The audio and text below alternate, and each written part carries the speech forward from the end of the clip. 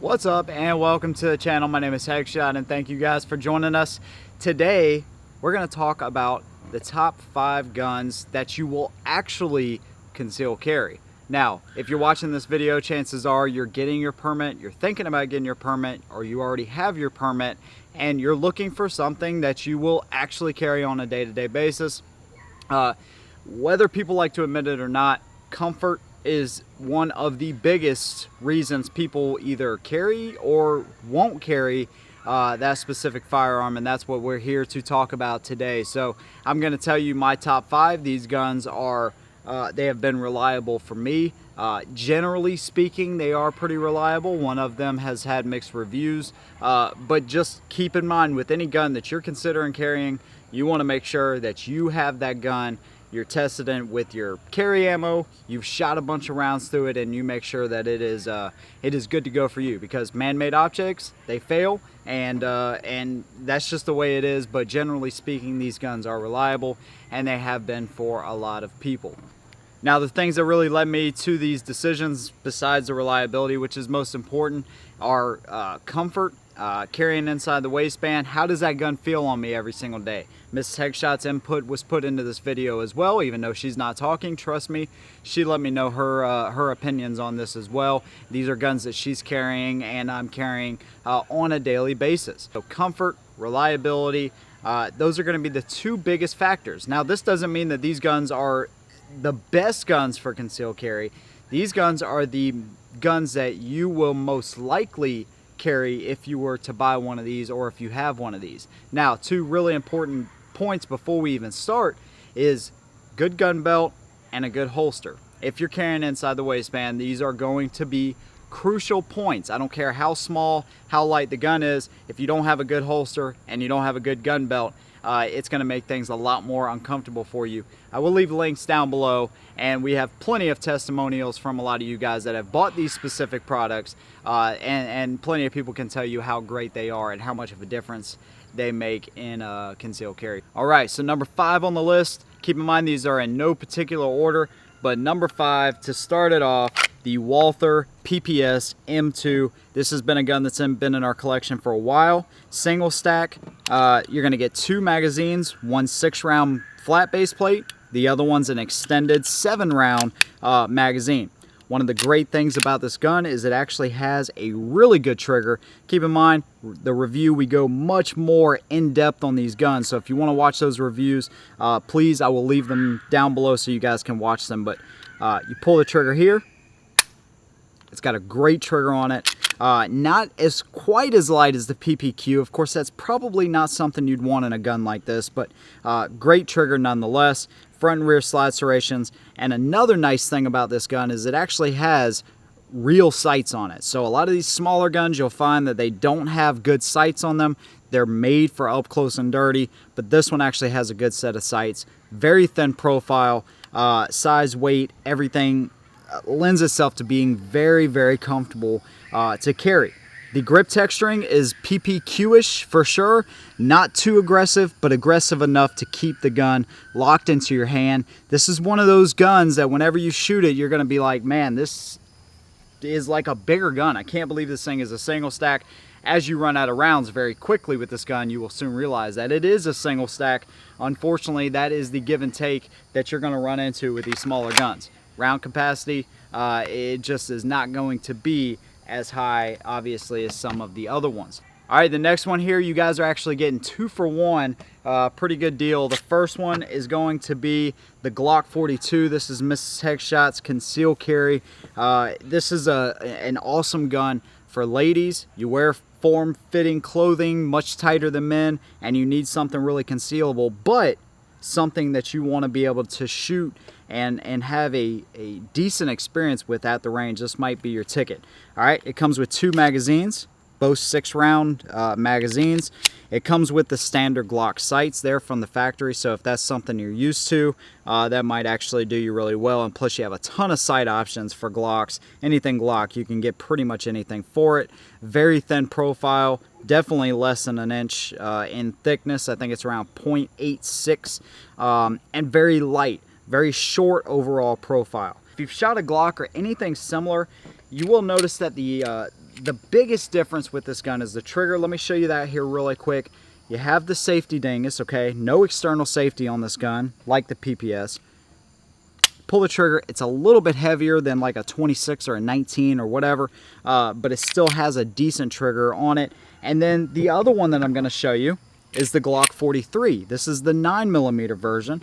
You can kind of tell right there, the Glock 43 all the way around is just a little bit bigger. So if you want to bump up to 9mm, this is going to be a good option.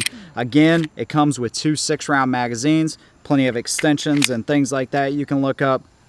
But if you like the Glock platform, this is going to be a good everyday carry option. This is why I make these videos, because if you're going to carry, you're going to go through the whole process, get your license, whatever you have to do, even if it's not a process. The whole point of you getting that license is you're going to carry every single day, and these options are going to be great for people that want to be able to consistently carry every single day. I cannot stress that enough.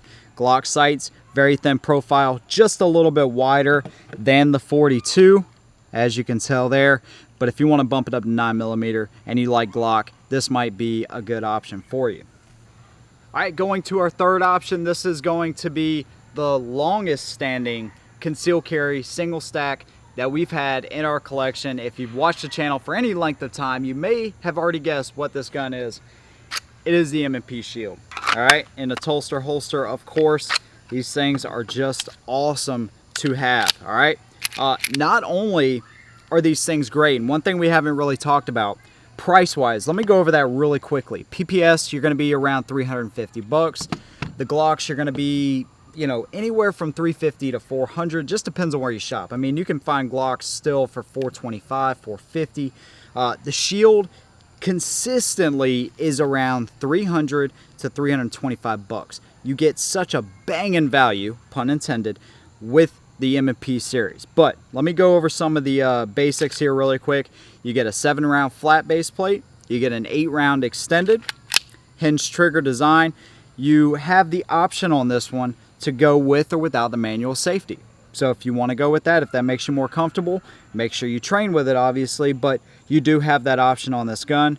Peephole right here so you can see your brass down in the chamber. Again, with this gun, you get a real set of sights, metal sights at that, and you have plenty of sight options for the Shields as well. But this is great to have on a small gun like this. Very thin profile, and overall the gun, my biggest gripe, and this is the, let's just call it the Gen 1 version. My biggest gripe with this gun is the grip texturing is not the best. The M2.0 versions, they actually address that issue. But also on the Gen 1 versions, at least mine, we have this false reset, and it's caught me and Mrs. Tech Shop plenty of times. Watch the review for the end depths, but what'll happen is the trigger will break, and then if you listen closely, it sounds like it resets there. And because I like to shoot off the reset, it'll catch me and I'll catch myself flinching, but that's not the reset. That's the reset. And then it fires again. Just a small thing. You can definitely get some good triggers and drop them in these guns. But if you go with the M2.0 version, which is not much more money than the original, you will get those upgrades on the gun.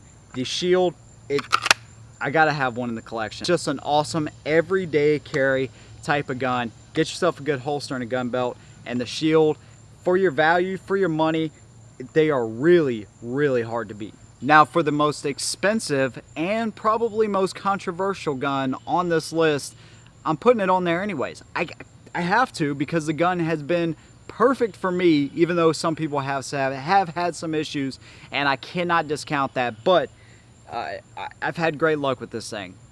You might know what it is. The P365 in a Tulster holster, of course, but this thing has been fantastic. The biggest attraction to this gun, 2 10-round magazines. Now, you may be thinking, well, yeah, it's probably a much bigger gun than the options you've shown. It's actually not. It's actually smaller in a lot of dimensions, or the same all the way around. The grip is what you're trying to hide. You can see it's actually a little bit taller. I have the extended base plate in there, but not by much. A little bit shorter. And the weight here is actually almost the same. I think this one is around 17.5 ounces. This one's around 16.9. So the gun has just, it's just revolutionary. Now, I'm not saying that this gun is going to be the best one because it, like I said, it's had some issues out of the gate. But other manufacturers are going to go off of this platform. They know they have to be able to compete with this because no other gun on this table has 10 rounds plus one in the chamber, 11 rounds. All the other ones, the closest one to it is the Shield, and you'd have to carry the longer base plate just to get 8 rounds plus another one. So at least 3 to 4 rounds these other guns are lacking. And one thing about this gun, you might think, well, it probably has a pretty crappy trigger. Not at all. The trigger, very short travel, nice, clean, crisp break. Not too light. The reset on it, oh, you see it's actually pretty short right there. What about the sights? The sights must suck on this gun. Not at all. You have the X-ray sights like you do on the Legion, blacked out rear, night sights straight from the factory. Just an incredible option. Peephole up here, front and rear slide serrations. The grip texturing on a small gun like this, it kind of works both ways. Now at the range, it's really well. It's really good, really nice because it locks into your hand. Inside the waistband, it rubs up against your skin, so you might want to wear an undershirt. But overall, the P365 has not done me wrong, and I got to throw it on this list. Now, hopefully, SIG will get all these issues worked out, and people that have the P365 will be able to start carrying it with confidence, because that's something you want to do. Any of these guns can fail. Make sure if you're going to carry it, don't even think about carrying it until you have shot a bunch of rounds, whatever rounds you're going to carry, and target rounds through it as well. Shoot a bunch of rounds through it and make sure that it is good to go, because your life is dependent upon it. And then the last option here, I don't know too many people that would not carry this gun. It is a dream to carry if you are very sensitive, or let's say you're in an environment where maybe you just really have to stay ultra concealed, you just a business setting or whatever. This gun might be a good option for you, and it is very reliable from a well-known company. This is the Ruger LCP2. I had zero interest in the original LCP, really long trigger pull, not a fan of that, but this one actually has a really nice trigger on it. Front and rear slide serration. You're actually only going to get one 6-round magazine with this one, so that's one of the biggest cons on this gun. But you can buy magazines pretty readily available for the Ruger LCP. Front and rear slide serrations. The sights are pretty much non-existent. This gun is made for up close and dirty. The sights, you know, it's just, it really is a point and shoot type of deal, and you can see all the dust and everything. I've carried this gun quite a bit, pocket carry, just whenever I cannot be seen with a firearm. No printing or anything. This gun has served me well in a lot of instances, I must say. The grip texturing is fairly decent for a smaller gun like this. It's not something you're going to want to shoot 500 rounds at a time. I promise you. Even after a few mags, my hand starts to cramp up a little bit with this gun. But once you get used to it, it really is a great overall option and something reliable from a great company that you would actually carry. And that's what this video is about. Not to say any of these are the best options, but these are guns that I feel a lot of people will actually carry. If I missed something on this list, please let us know down below. Make sure you subscribe and hit the notification bell. Thank you guys for watching. We'll see you in the next one. And as always, hold them down.